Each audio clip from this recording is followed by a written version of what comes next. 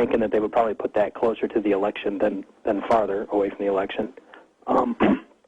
Also, I had another point on that, and I seem to have lost it. All right, let me go to my first question. Maybe I'll come back to that other one. Oh, no, I remember what it was. I wouldn't be surprised. I think that what we'll probably see is the globalist agenda get handed off to some sort of an in-pocket Republican type. I think Obama's credibility is way far shot, way more shot than anything that he can recover from at this point. One question that I had was kind of regarding the Bohemian Grove. I know that Alex Jones exposed that. I don't know if you were involved in that all that much, but my question was if these globalists are as satanic as they seem to be, and as I've heard people state that they are. Is there any indication that wasn't an effigy that was burned, but actually a real human being, actually on an altar of sacrifice there? And then my second question, you can address that, and I'll get off the phone.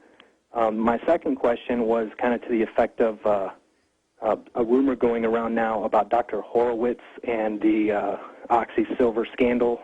I don't know if you guys know anything about that, but I was kind of hoping that maybe we the listeners of Alex Jones could get a statement from you guys on that, and I'll take my answers off the line. Thank you. Yeah, regarding Bohemian Grove, what the caller talks about is, of course, Bohemian Grove is the annual get-together in the redwood forest there in California of the world's elite. And what he's talking about is the fact that during this ceremony, Cremation of Care, which is documented in Alex Jones's Dark Secrets Bohemian Grove movie, they bring in an effigy on a boat with death bringing it in on the boat, and they burn it in a mock sacrifice to Molech, which is this, occult pagan owl god. And this is all on film. I mean, it's documented up one side and down the other. And the caller asks, is there any evidence that this is a real sacrifice and not something that's done in mock? Well, of course, Alex Jones, the ceremony that Alex Jones attended, the sacrifice that they made was obviously a kind of paper-mache mock child, because it didn't move, and the sounds of it screaming when they sacrificed it were, played out over a loudspeaker and voiced by an actor. But what is interesting is in the Franklin cover-up, which is a book written by a senator which talks about child abuse and prostitution allegations in regard to people holding high office in the United States, they do talk about taking their victims to Bohemian Grove and doing their sordid practices, their child abuse, paedophilia practices, under the owl god Molech. Now, of course, again, that sounds completely crazy, but it's in the book, and the Bohemian Grove ceremony is real. George W. Bush, Henry Kissinger, David Rockefeller do venture out to this ceremony each year, and they do burn a mock sacrifice as kind of an idol worship to the pagan god Molech. Now, would you let people who do that kind of thing even babysit your children? Well, no, but these people are custodians of the world. They're the elite, they're the New World Order. So the practices that they enjoy in private are certainly of massive concern and shock, as Alex Jones's 2000 film Dark Secrets Inside Bohemian Grove documented. So we're going to go on to our next caller now, which is Francis in Canada. Francis, you're on the air. What's on your mind today? Hi, Paul. It's good talking to you. I wanted the whole issue of the Gaza flotilla and the murders that took place is receded into the past now, and people are forgetting about it.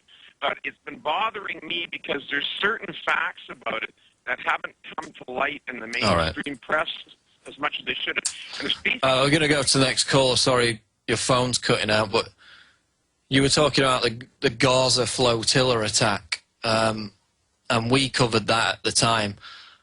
And obviously there was propaganda on both sides with the release of the videos which showed the Israeli paratroops, gliding down, and then we had other videos where they were shown shooting on innocent civilians. So it's still up in the air at the moment. Of course, Israel routinely commits these kind of atrocities, and we cover them when they do. But try calling back in tomorrow, because your phone was broken up, so we couldn't quite hear what you were saying. Apologies for that. But we're going to go to the next caller, which is Sonny in Ohio. Sonny, you're on the air. Hey, it's Sonny from the SpringboroTeaParty.com. Two things I want to bring up to you. In the front page of the Dayton Daily News today, Wright State University is in bids for trying to do a bone scanning method to replace fingerprinting for the CIA. I thought that was very interesting. It's on page 1.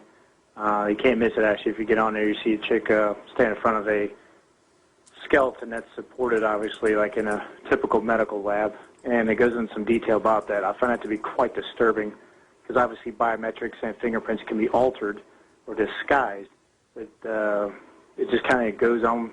So is this like the next level for the naked body scanners or what? So I find it to be quite disturbing.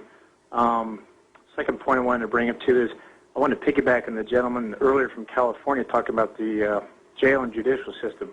It is a complete racket, and I've seen so much stuff. I mean, it's a joke. I mean, first of all, they may charge you with multiple charges, then dwindle them down to a couple, and the bottom line is they just want to get money from you. And that's one thing. And two is if you're even remotely politically affiliated, you are bound to be crucified if you go in front of a judge. So, I mean, it's just completely despicable. But I'd like to hear your comments about those off the air. Yeah, I've just found the story. WSU tries for CIA contract with skeletal identification. Technology could help identify terrorists. So now, apparently the fingerprint's not good enough. Remember the Total Information Awareness DARPA gait analysis, where they were supposed to identify terrorists by the way they walked. Well, now they're bringing it to a internal level and trying to identify terrorists by their skeletal identification. And it says Wright State University Research Institute is one of a dozen groups chosen from a field of 500 applicants to submit plans to the CIA for cutting-edge technology to identify potential terrorists and other suspects. University researchers working to develop what they believe is the nation's first bone-scanning identification system should know next year whether the CIA will opt to use their biometric identifier. So now, with the onset of body scanners in airports, and of course the TSA was caught storing the images, as they said they wouldn't, now we're going to a deeper level, which is bone scanning identification. So Big Brother is not satisfied with your fingerprints. He wants your very skeletal records as part of the database that they're going to have on American citizens. Of course, this is all to fight terrorism and to find other suspects. So I'm sure we can trust them with that. And we're going to go to Daryl in Tennessee. Daryl, you're on the air. Go ahead. Yeah, Paul. Just a couple of quick questions. In terms of the political situation, where you guys have stated over and over again that, you know, the voting system is rigged, basically, and they're going to put there who they want to put there. So, you know, what's the real point, you know, of going out and voting? And okay, we'll answer that after the break. We're going to the break now, but we'll come back and answer that question. Stay tuned. It's the Alex Jones Show Live. Welcome back. I'm Paul Joseph Watson. This is the last segment, and we're going to your calls. The previous caller before the break was asking about electronic voting machines. You know, what's the point in voting if it's all rigged anyway?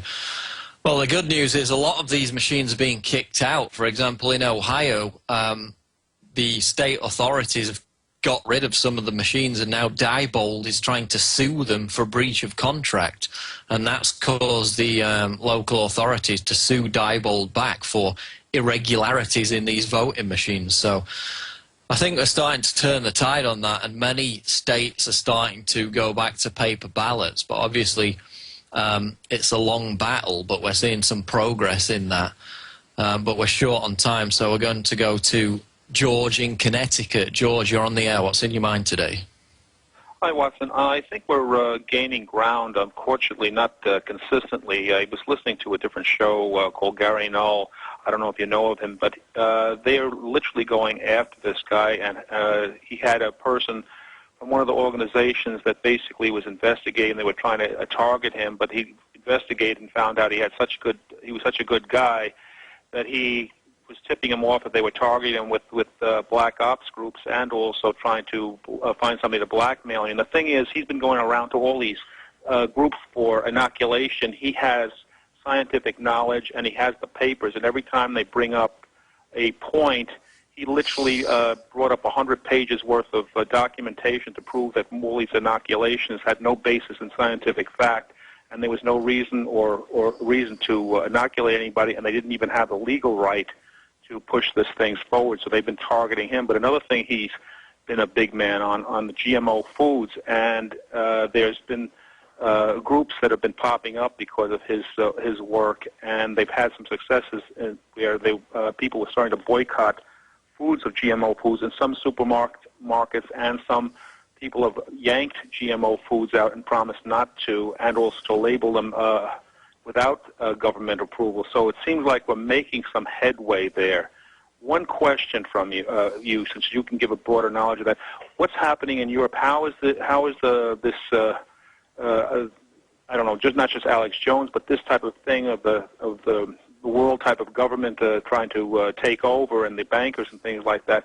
How is the Europeans in general, not just England, starting to awaken or not awaken? What's going on there?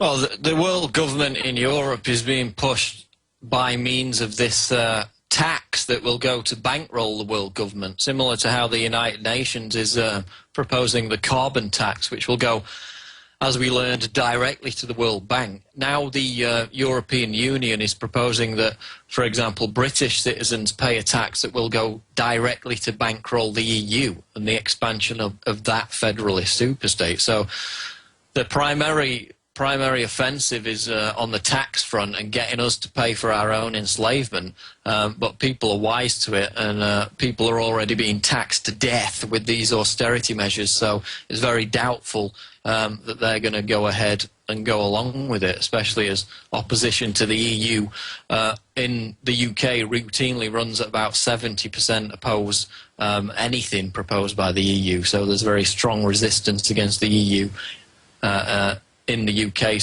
against the EU, and there always has been.